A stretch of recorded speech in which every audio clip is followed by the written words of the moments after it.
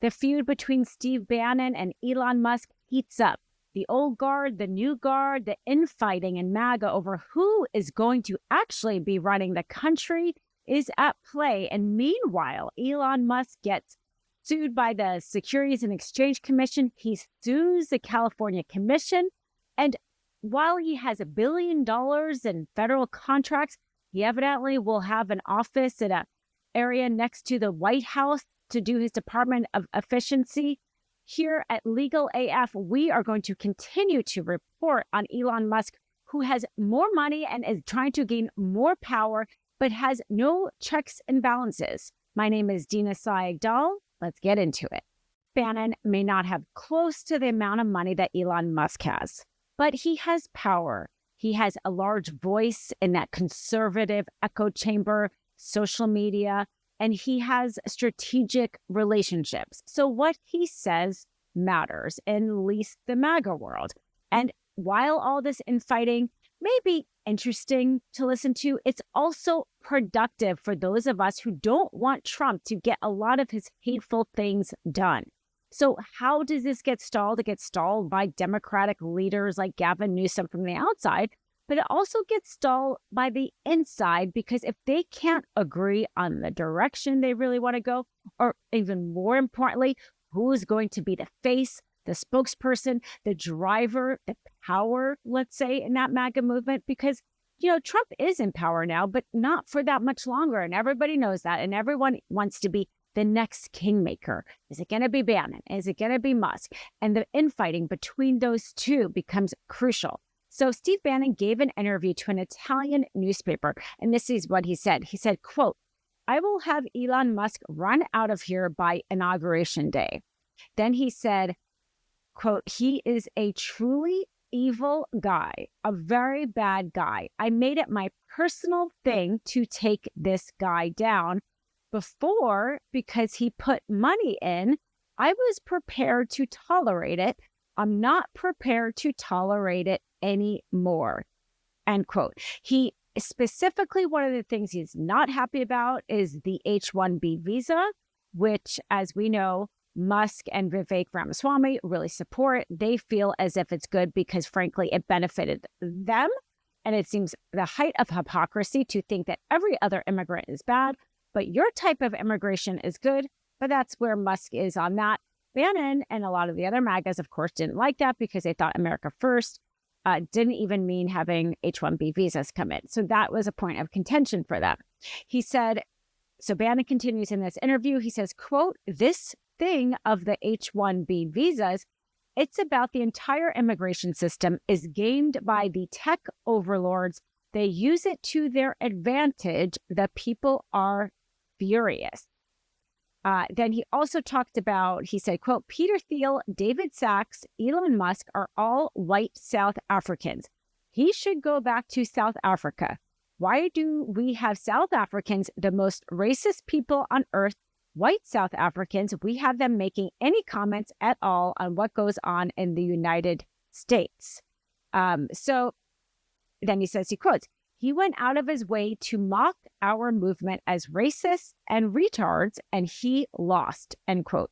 "We blew him out of the water. He won't fight. He's got the maturity of a little boy."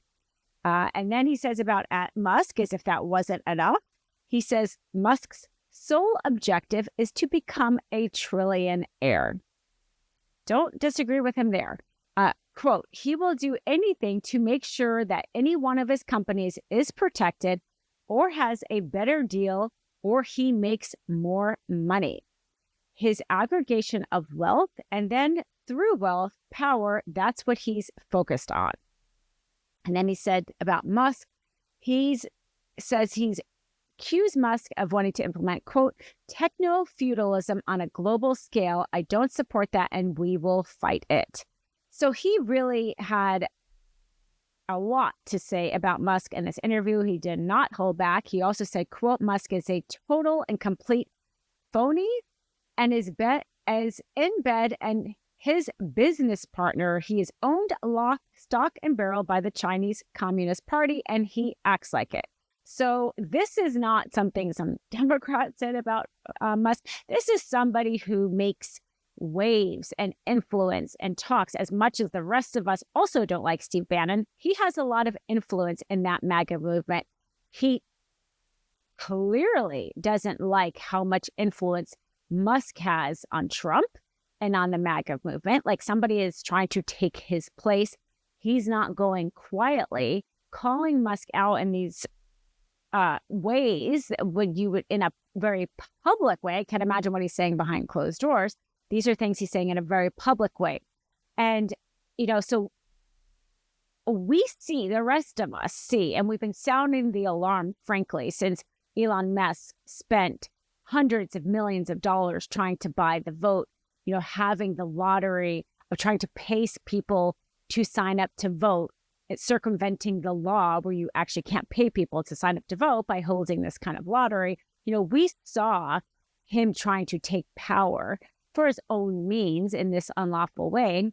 Now that he is getting so close to Trump, evidently he has been staying at Mar-a-Lago since the election in a 2,000 a night bungalow, clearly in the meetings, the important meetings with Trump, flying to Paris with Trump, clearly having his ear. And then now we are hearing him having an office, not in the White House, but in right adjacent to it. So clearly still very much going to be in Trump's ear. So we see that. Bannon clearly sees that. Bannon doesn't like this. He doesn't like somebody taking his power. We're going to have to see where this infighting comes out. And then all of this, we've all been concerned, the conflict of interest, right? You have these companies that rely on federal government money. Now you're having like acting president. You are the acting president essentially, but nobody voted you in. Nobody can fire you. You're having so much power without checks and balances. We see the problem in this, and it just continues. As we saw, the SEC just filed this lawsuit against Elon Musk because he was buying up shares of Twitter without properly disclosing he was doing that, despite the fact that he reached that 5% threshold. And this is how I started my career as a corporate transactional attorney, filing disclosures for public companies, handling their IPOs, handling their mergers. If you are going to use our public exchanges to buy or sell your securities, you have to follow our laws. But of course, Elon Musk thinks he's above it. This is not the first time he's got in trouble with the SEC.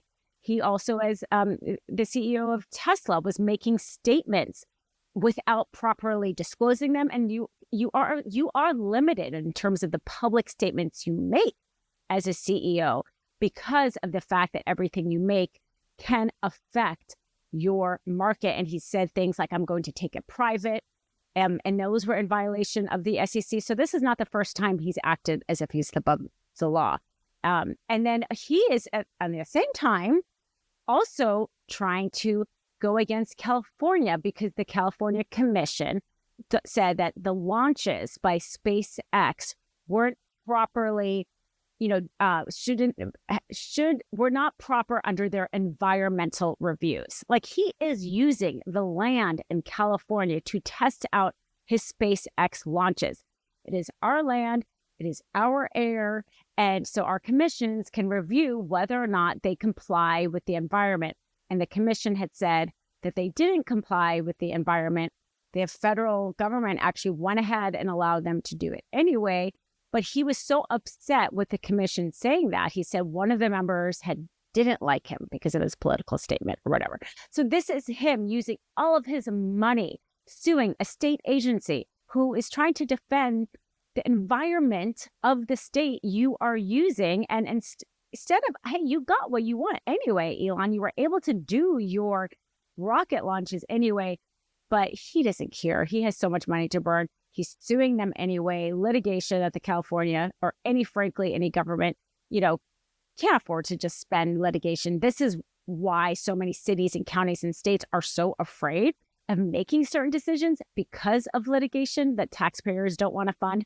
So here Elon Musk is acting as if he's above the law of the SEC, doing whatever he wants, moving adjacent to Trump, trying to control the president, frankly, despite getting billions in contracts because he thinks he's rich enough he can do it.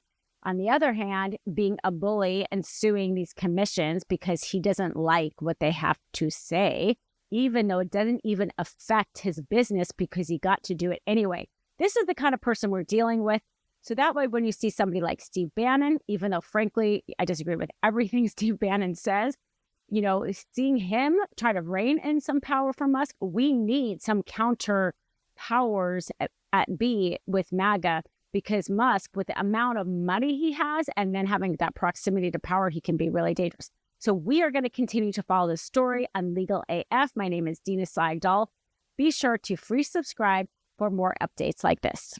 In collaboration with the Midas Touch Network, we just launched the Legal AF YouTube channel. Help us build this pro-democracy channel where I'll be curating the top stories, the intersection of law and politics. Go to YouTube now and free subscribe at Legal AF MTN. That's at Legal AF MTN.